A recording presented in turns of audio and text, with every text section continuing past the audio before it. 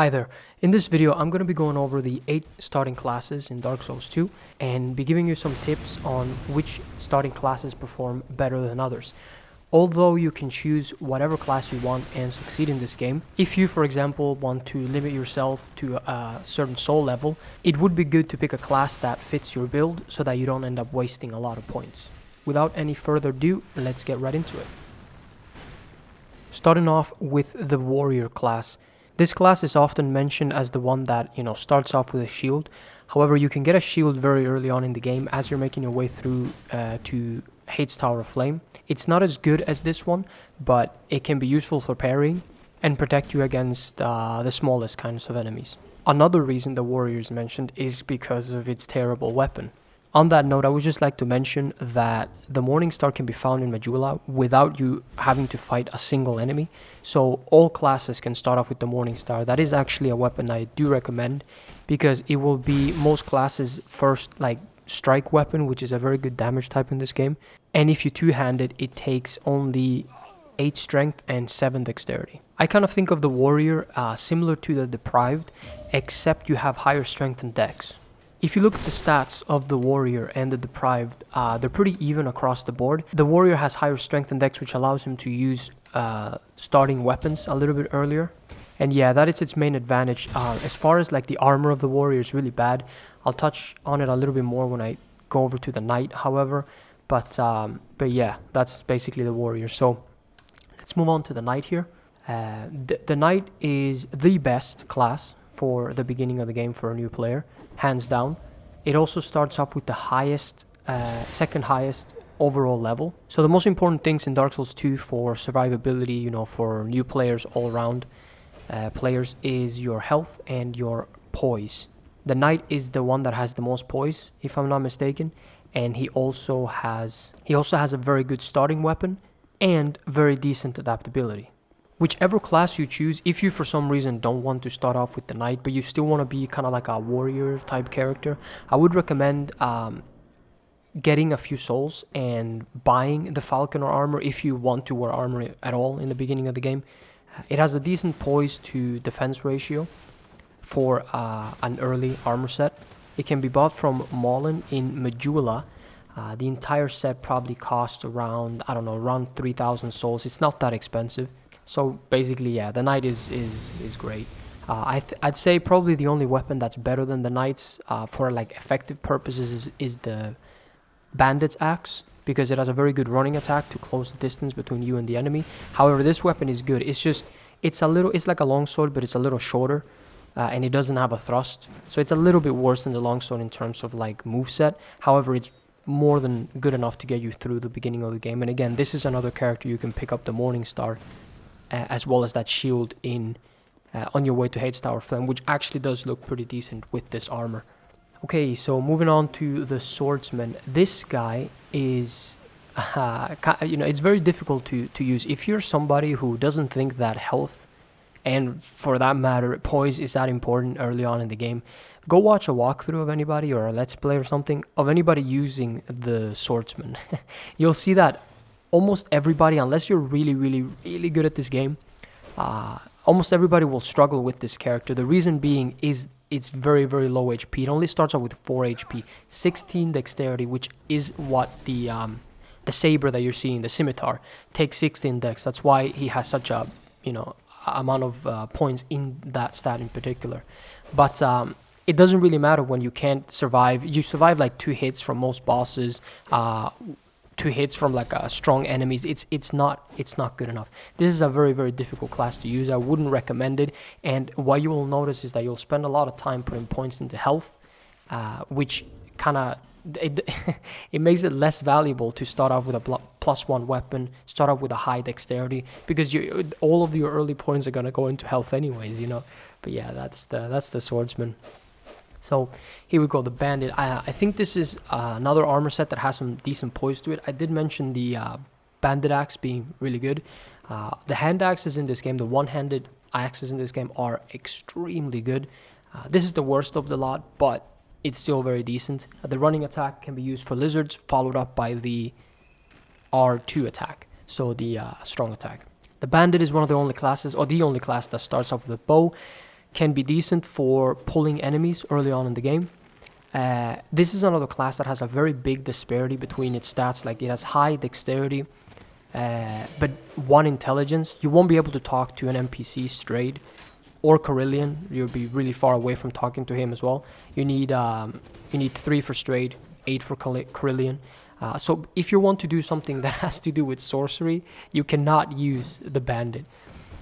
One thing that, or you can, but you're gonna have to spend a lot of points in it. One thing that I kind of find a little bit contradicting with the Bandit though is that if you look at the Bandit's stats, right, it has high dex, which would make you think, okay, this is gonna be like a nimble, a non-sorcerer. It's gonna be a nimble, rolly character, basically, katana wielder and lots of adaptability. But it doesn't have a lot of adaptability, right? It has high vitality, which would make you think, oh, this is a guy you're supposed to use a lot of armor with and stuff like that. But armor goes well with strength weapons. So big two-handed weapons that when you swing them, you get additional poise, hyper armor it's called. The stats are a little bit contradicting, you know what I mean? You have high dex, but you have very low adaptability. You have high vitality, but you don't have that high strength. I'm not sure what they went for. I mean, it's whatever. It just seems a little bit like backwards, the Bandit. But yeah, that's basically it. I do think the armor looks pretty cool, and you can't actually get this armor as a drop. I'm pretty sure you can only get it relatively late into the game, like mid game ish. Depends on what path you take. But yeah, it's a cool looking armor if you like it, I guess. So the Cleric, the Cleric is a class that tries to be 2 archetypes at once, right? Paladin, those are usually known for healing as well as using strike weapons or like maces. So if you've ever wondered why the Cleric only has 3 endurance, and doesn't have enough strength to use the weapon that it starts off with, is because it tries to be 2 things at once, and it's very difficult to do that with the starting stat because you don't get a lot of points to play with early. This is literally the beginning of the game. So the Cleric is it's the highest level, 14, and it's the only class that has 3 stats, I'm pretty sure, above 10: strength, attunement, and faith. He needs the strength for the maze, he needs attunement to have at least 1 slot, 10, that's pretty hefty, and he needs 12 faith to be able to use his heal miracle, that's also pretty hefty. This class, like, the Cleric in general has been, or the faith I should say, have been really, really badly nerfed in Dark Souls 2. So maybe it was good once, but it's not very good anymore.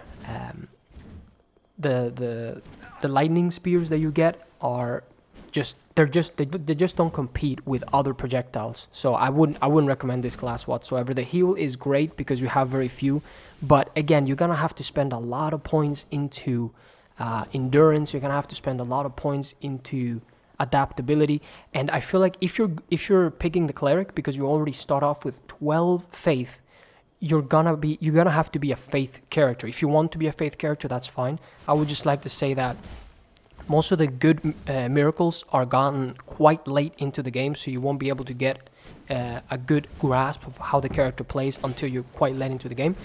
And also, they are very, very costly. Like the lightning sword buff costs like 36 faith.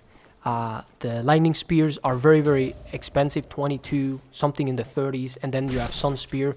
You get very few uses. It's just, like I said, miracles have been nerfed so much that it just makes this class kind of useless.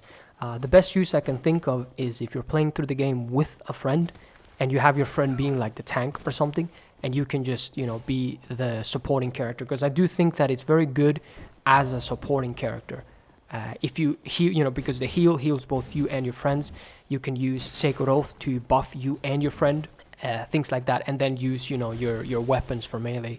But as like on its own, it just lacks too many things in my opinion. But yeah, that's the Cleric for you. Sorcerer is a guy that you can use if you want to be a magic user or a hexer. If you want to be a hexer, you kind of have to start off by using sorcerers in the beginning. Although, yeah, because you need intelligence and faith to have good hexes.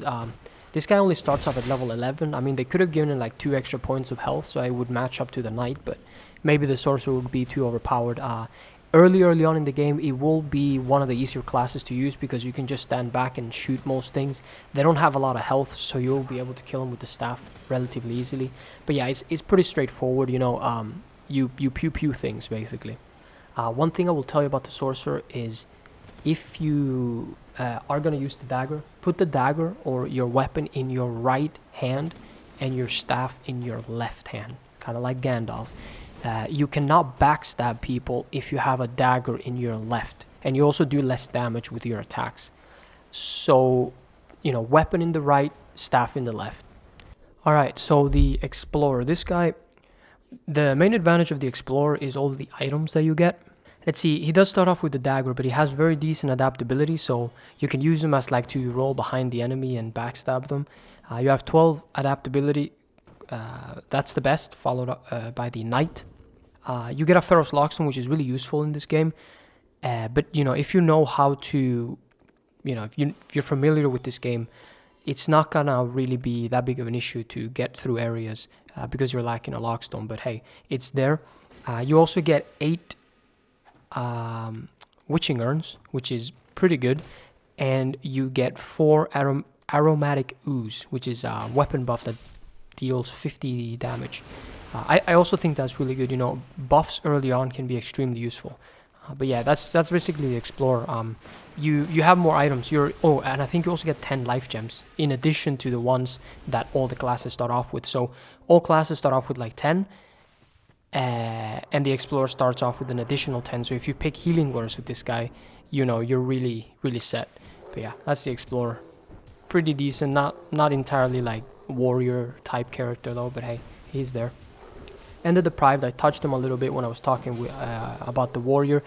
This is the only class that starts with without any life gems. Every other class, by the way, starts off with 10 life gems. You start at level 1, you get absolutely nothing. However, you keep in mind that you can get the Morning Star in Majula. You can also get the dagger in Things Betwixt, and you can, I guess, kill the Dragon Rider, which goes for all classes, and get a few extra souls to level up or to buy armor. But yeah, that's the Deprived. I like the warrior more, unless you're going for a challenge, because this guy, let's say you're going for a mundane build, which isn't really viable, but let's say you are doing that, you can still do that with the warrior, because look at the stats.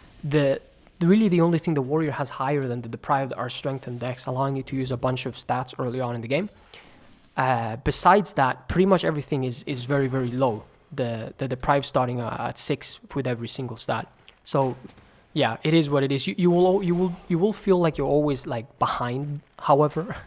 So if you're used to playing through the game as a certain class, you'll get to a certain point into the game and be like, with the Deprived, and be like, oh, you know, level wise I was further when I was playing with the Knight or the Swordsman, because you are starting between 10 and 14 levels lower than everybody else. So it will take you a little longer to get to the same position. So let's go to gifts. Nothing. You don't start with anything. The life ring, I don't recommend starting off with this, although I do recommend putting on the life ring once you get it. It's okay. 5% more HP. The human effigy, and I'm also going to put in homeward bones here. These are 2 kind of consumable items. You get 5 homeward bones in Majula, and as far as effigies, you also get a few early on in the game. However, if you're struggling so much with the game, dying and stuff like that, 1 effigy is not really going to make a big difference. You can also use the Ring of Binding, which you can find in Hate's Tower of Flame, to as like it's like a 50% permanent effigy. I'm not sure how to explain it. Whenever you die, you lose less health. That's going to be more impactful than just 1 effigy. So I don't think that that's really worth it either. Healing Words, however, is the best for pretty much everybody, but especially new players. It just gives you a bunch of life gems. Think about how many people spend money on life gems with Militia, right? The Seed of the Tree of Giants, this item allows you to, when you consume it, the enemies attack invaders. This can be used for both players and NPCs, which is really good when you get attacked or when you get invaded by like Forlorn and other really annoying NPCs. Bonfire Ascetics turns the area into New Game Plus, respawns the items and the enemies, You know, it's useful for what it is. It's pretty decent to have. I'd say the bottom 3 are probably the best, along with healing wares. And Petrified something gives you items with the crows. Some of the best items that it can give you can be the Demon's Great Hammer, which will then require you, if you start off with something like the Warrior that has 15 strength, you will need to put 10 points into strength to be able to two-hand it, but it's really, really good at that point. And also the Whip. If you started off with a character that has high dexterity, requires 20 dexterity, you cannot two-hand that. So you do need to go to 20 dex. The Demon's Great Hammer requires 50. Another decent thing to just pick if you want to. But yeah, those are the gifts and the characters. Okay, thank you for watching. Hopefully you enjoyed, learned something, and goodbye.